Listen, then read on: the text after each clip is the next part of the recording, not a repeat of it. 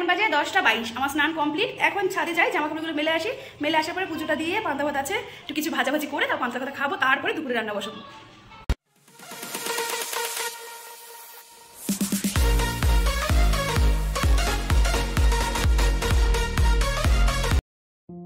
Good morning. সেই সাথে অনেক অনেক ভালোবাসা ও বড়দের প্রণাম জানিয়ে আরো একটা নতুন ব্লগ শুরু করছি।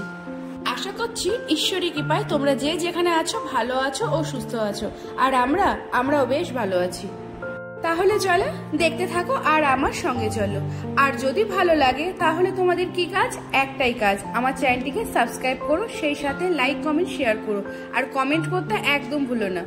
আশা করছি আজকের ব্লগটা তোমাদের খুব ভালো লাগবে। তাহলে চলো। আর এই তো শুরু হয়ে গেল জীবনযাপন, প্রতিদিনের একই জীবনযাপন। না গো, এক নয়, একটু এদিক ওদিক আছে। আজ সানডে, ছুটির দিন, সবার মনে তো অনেক আনন্দ, কিন্তু আমার সোনাইয়ের মনে আনন্দ নেই। আজ ও ড্রয়িং আবার পড়াও আছে। ওই যে বেশ কিছুদিন মামা বাড়ি কাটিয়ে আসলো, তো অতএব আর কিসের ছুটি বলো। ইদানিং আবার খুব সকাল সকালে ঘুম থেকে উঠছি, অভ্যাসটা করছি, খুব বাজে অভ্যাস হয়ে গেছে। আর সকালে রুটি আর আলুর তরকারি করে মেয়েকে খাইয়েছে, আর দুটো রুটি এখনো আছে, কিন্তু আমার পান্তা ভাত আছে। আর এখন আমি ভাবলাম রান্না না করে তাহলে ঘরগুলো সব মুছে নিই, ঘরটার মুছে একবারে পুজোর বাসন টাসন মেজে আর একটু কাচাকাচি করবো, জামা কাপড়ও ভিজিয়েছি, সমস্ত কাজ করে তারপরে রান্না করবো। যেহেতু আমার কর্তামশাই গতদিন নাইটে গেছে, সকালের টিফিনের তারা নেই, কোনো কাজের চাপ নেই, তাই ঘরের কাজগুলো আগে গুছিয়ে সেরে নিই, তারপরে রান্নায় বসবো। আর আমার তো পান্তা ভাত আছেই, বললামই তোমাদের। আর পান্তা ভাত খেতে আমার ভীষণ ভালো লাগে। আজকে আরো বেশি কাছাকাছি করতাম, সকালের দিকে দেখলাম 1-2 ফোঁটা করে বৃষ্টি পড়ছে, তাই আর সাহসটা পেলাম না, কিন্তু পরে দেখি কি রোদ আর কি গরম। আগামী দিন আমাদের এখানে ভোট। এবছর তোমাদের দাদার সাথে প্রথম ভোট দেবো, কোনোবার দিতে পারি না, প্রতিবারই ওর ডিউটি পড়ে। এখন বাজে 10টা 22। আমার স্নান কমপ্লিট। এখন ছাদে যাই, জামা কাপড়গুলো মেলে আসি।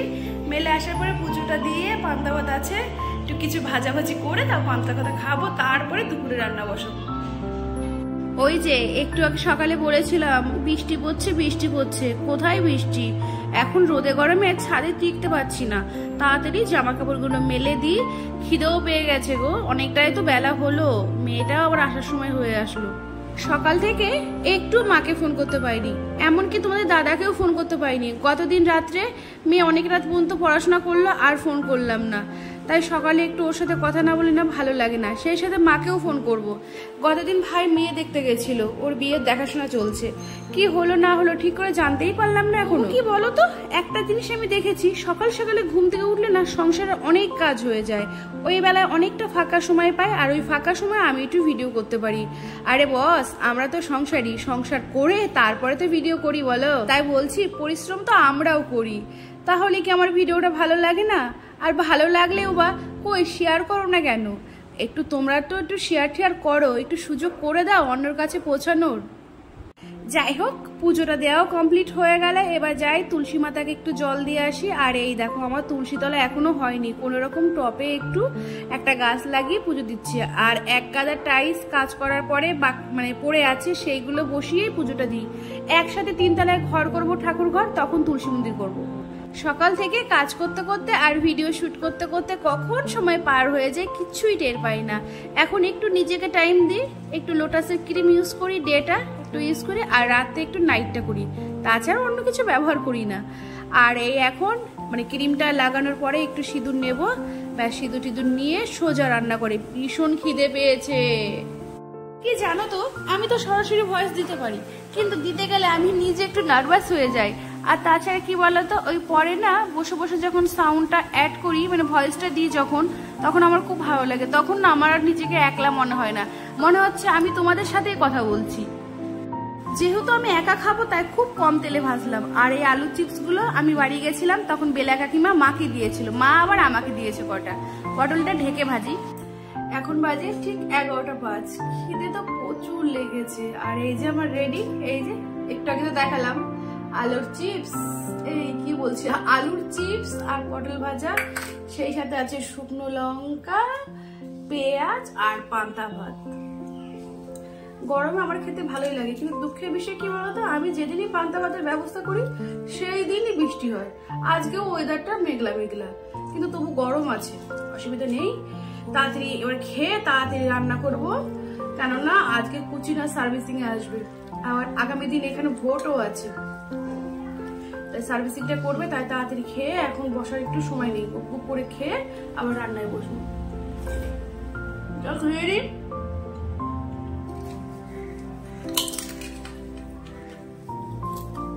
খেয়ে ওঠে না 5 মিনিটও বুঝতে পারিনি।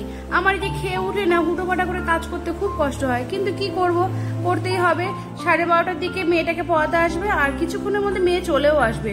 আর তাছাড়া সকালে রুটি খেয়ে গেছে না, ওর খিদে পেয়ে গেছে, এসেই ভাত চাইবে। কিন্তু কি জানো তো, আমার রান্নাঘরটা এত গরম না, কি যে কষ্ট রান্না করতে। কি আর করব, ফ্রিজ থেকে একটা করে বোতল বের করব আর জল খাবো আর রান্না করব। গরমে একদম টেকা যায় না।